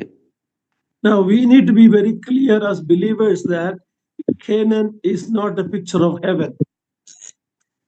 ನಾವು ವಿಶ್ವಾಸಿಗಳಾಗಿ ಒಂದು ವಿಷಯವನ್ನು ಸ್ಪಷ್ಟವಾಗಿ ತಿಳಿದಿರಬೇಕು, ಏನೆಂದರೆ ಕಾನಾನ್ ದೇಶ ಅದು ಪರಲೋಕಕ್ಕೆ ಅದು ಸೂಚನೆ ಅಲ್ಲ. Many of our well-meaning songs shows Canaan as heaven. ಅನೇಕ ನಮ್ಮ ಹಾಡುಗಳಲ್ಲಿ ಸುಂದರವಾದಂತಹ ಅರ್ಥಗಳನ್ನ ಒಳಗೊಂಡಂತಹ ಹಾಡುಗಳು ಕಾನಾನ್ ದೇಶಕ್ಕೆ ಹೋಗುತ್ತೇನೆ ಎಂಬುದಾಗಿ ಪರಲೋಕದ ರೀತಿಯಲ್ಲಿ ಕಾನಾನನ್ನು ತೋರಿಸುತ್ತದೆ. Canaan had battles and struggles. When we go to heaven, there will not be any battle anymore. ಕಾನಾನ್ ದೇಶದಲ್ಲಿ ಆ ಸಮಸ್ಯೆಗಳು ಮತ್ತು ಯುದ್ಧಗಳನ್ನ ಅವರು ಎದುರಿಸಬೇಕಾಯಿತು. ಆದ್ರೆ ನಾವು ಪರಲೋಕಕ್ಕೆ ಹೋಗುವಾಗ ಅಲ್ಲಿ ಯಾವುದೇ ಸಮಸ್ಯೆ ಆಗಲಿ ಯುದ್ಧವಾಗಲಿ ಇರುವುದಿಲ್ಲ. Canaan is given to Israelites. For us, we are citizens of heaven. ಭೂಲೋಕದ ಇಸ್ರಾಯೇಲರಿಗೆ ಕಾನಾನ್ ದೇಶವನ್ನು ದೇವರು ವಾಗ್ದಾನವಾಗಿ ಕೊಟ್ಟರು. ಆದರೆ ವಿಶ್ವಾಸಿಗಳಂತ ನಮಗೆ ಪರಲೋಕವನ್ನ ಆತನು ವಾಗ್ದಾನ ಮಾಡಿದ್ದಾನೆ. John 14:1-3, we know the Lord promised a prepared place for us in heaven. ಯೋಹಾನ ಸುವಾರ್ತೆ 14ನೇ ಅಧ್ಯಾಯ 1-3 ವಚನಗಳವರೆಗೆ ನೋಡುವಾಗ ಯೇಸು ಕ್ರಿಸ್ತನು ನಮಗೆ ವಾಗ್ದಾನ ಮಾಡಿದನು, ಏನೆಂದರೆ ನಿಮಗೆ ಸ್ಥಳವನ್ನು ಸಿದ್ಧ ಮಾಡಲಿಕ್ಕೆ ಹೋಗುತ್ತಿದ್ದೇನೆ ಎಂಬುದಾಗಿ. ಪರಲೋಕದಲ್ಲಿ ನಮಗಾಗಿ ಸ್ಥಳ ಸಿದ್ಧ ಮಾಡಿದ್ದಾನೆ. What is Canaan for us? ಕಾನಾನ್ ಎಂಬುದಾಗಿ ಹೇಳುವಾಗ ನಮಗೆ ಏನಾಗಿದೆ? It is a Christian life of victory that we have to live in this world, claiming the promises of Ephesians 1:3. ಎಫೆಸದವರಿಗೆ ಬರೆದ ಪತ್ರಿಕೆ 1ನೇ ಅಧ್ಯಾಯ 3ನೇ ವಚನದಲ್ಲಿ ದೇವರು ವಾಗ್ದಾನ ಮಾಡಿರುವ ರೀತಿಯಲ್ಲಿ ಕಾನಾನ್ ದೇಶವೆಂದರೆ ಈ ಲೋಕದಲ್ಲಿ ನಾವು ಸಂಚಾರ ಮಾಡುವಾಗ ಪ್ರತಿನಿತ್ಯ ನಮಗೆ ಬರುವಂತಹ ಶೋಧನೆಗಳು ಮತ್ತು ಸಮಸ್ಯೆಗಳ ಮೇಲೆ ನಾವು ಗೆಲುವನ್ನು ಸಾಧಿಸುತ್ತಾ ಈ ಲೋಕ ಪ್ರಯಾಣವನ್ನ ಮುಗಿಸುವುದೇ ಕಾನಾನ್ ದೇಶವಾಗಿದೆ ವಿಶ್ವಾಸಿಗಳಿಗೆ. We are blessed with all spiritual blessings in the heavenly places. ನಮಗೆ ದೇವರು ಪರಲೋಕದ ಎಲ್ಲ ಆತ್ಮೀಕ ವರಗಳನ್ನ ಕೊಟ್ಟಿದ್ದಾನೆ ಎಂಬುದಾಗಿ ಅಲ್ಲಿ ಓದುತ್ತೇವೆ. But to claim that and live in the light of our calling is the challenge for us today, overcoming our three enemies, the flesh, the world, and Satan. ಆದರೆ ನಮಗೆ ಮಾಡಲ್ಪಟ್ಟಿರುವಂತಹ ಆ ವಾಗ್ದಾನವನ್ನ ನಾವು ಹೊಂದಿಕೊಳ್ಳಬೇಕಾದರೆ ನಾವು ಈ ಲೋಕದಲ್ಲಿ ಅನೇಕ ಯುದ್ಧಗಳನ್ನು ಮಾಡಬೇಕಾಗುತ್ತದೆ. ನಮ್ಮ ದೇಹದ ವಿರುದ್ಧ, ಸೈತಾನನ ವಿರುದ್ಧ ಮತ್ತು ಈ ಲೋಕದ ವಿರುದ್ಧ ನಾವು ಯುದ್ಧಗಳನ್ನು ಮಾಡಬೇಕಾಗುತ್ತದೆ. That is only possible by the help of the Holy Spirit. ಅದನ್ನು ನಾವು ಮಾಡಬೇಕಾದರೆ, ಆ ಯುದ್ಧಗಳನ್ನು ಗೆಲ್ಲಬೇಕಾದರೆ ಪವಿತ್ರಾತ್ಮನ ಸಹಾಯದಿಂದ ಮಾತ್ರ ಮಾಡಲಿಕ್ಕೆ ಸಾಧ್ಯ. Lastly, the seventh I will is, I will give you the land for an heritage. ನಾನು ಎಂಬುದಾಗಿ ಹೇಳುವ ಕಡೆಯ 7ನೆಯ ಮಾತು ಏನಾಗಿದೆ ಅಂದರೆ, ನಾನು ನಿಮಗೆ ಆ ದೇಶವನ್ನ ಸ್ವದೇಶವನ್ನಾಗಿ ಅಥವಾ ಸ್ವಾಸ್ಥ್ಯವನ್ನಾಗಿ ಕೊಡುತ್ತೇನೆ. For Israel, even that promise of Canaan was conditional. They had to obey him and keep his commandments. Whenever they failed to do that, they were exiled from the land. ದೇವರು ಇಸ್ರಾಯೇಲರಿಗೆ ಮಾಡಿದಂತಹ ಈ ವಾಗ್ದಾನ ಸ್ವದೇಶವಾಗಿ ನಿಮಗೆ ಅಥವಾ ಸ್ವಾಸ್ಥ್ಯವಾಗಿ ಕೊಡುತ್ತೇನೆ ಕಾನಾನ್ ದೇಶವನ್ನ ಎಂಬುದಾಗಿ ಹೇಳಿದ ಈ ವಾಗ್ದಾನ ಷರತ್ತುಗಳಿಂದ ಕೂಡಿತು. ಆ ಷರತ್ತುಗಳೇನೆಂದರೆ, ಆ ವಾಗ್ದಾನ ದೇಶವನ್ನು ಹೊಂದಬೇಕಾದರೆ ದೇವರಿಗೆ ವಿಧೇಯರಾಗಿ ಅವರು ಜೀವಿಸಬೇಕಾಗಿತ್ತು. ತಪ್ಪಿದಲ್ಲಿ ದೇವರು ಅವರನ್ನ ಶಿಕ್ಷಿಸುತ್ತಿದ್ದನು ಮತ್ತು ಅವರನ್ನ ಬೇರೆ ದೇಶಗಳಿಗೆ ಕಳುಹಿಸುವುದನ್ನು ನಾವು ನೋಡುತ್ತೇವೆ. But in Romans 5, we are told about our heavenly blessing.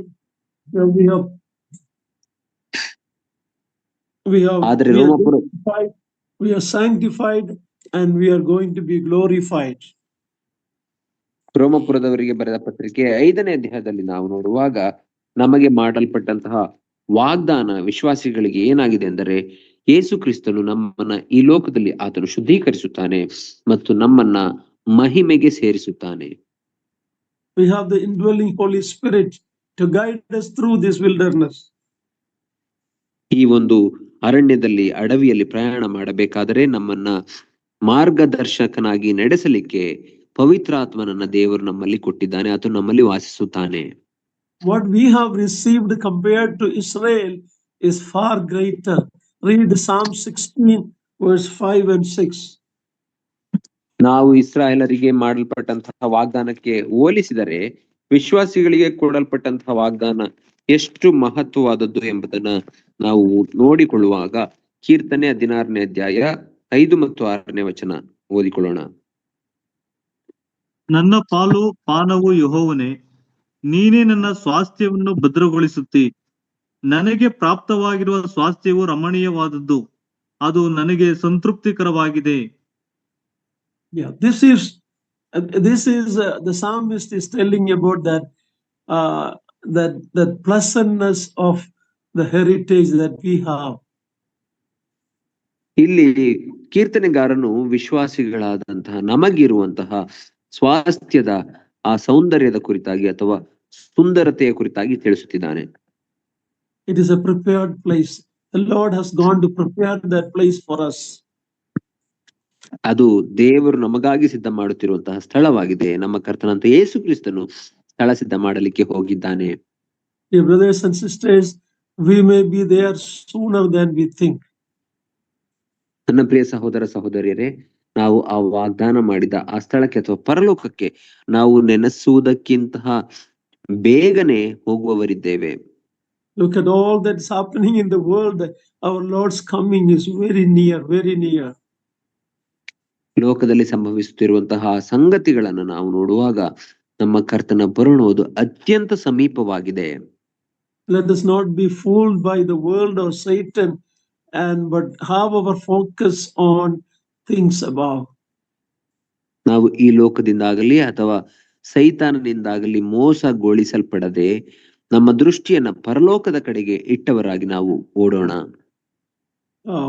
Thank you for bearing with me with my weakness. Thank you, and we will stop here and Lord willing continue next week.